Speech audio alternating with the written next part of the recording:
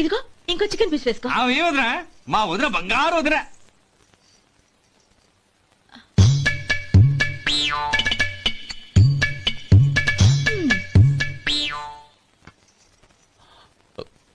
ఇంకో ముక్క వేయనా? అదేంటి గౌరీ, తమ్ముడికి చికెన్ అంటే చాలా ఇష్టం, వాడికి లేదే? అయ్యయ్యో, ఈయన మీ తమ్ముడా? నాకు తెలీదండి. ఒక్కసారైనా నా మొహం చూసి మాట్లాడాలిగా, ఒక్కసారైనా నా నొదినాన్ని పిలవాలిగా, అప్పుడేగా తన నా మరిదని నాకు తెలిసేది.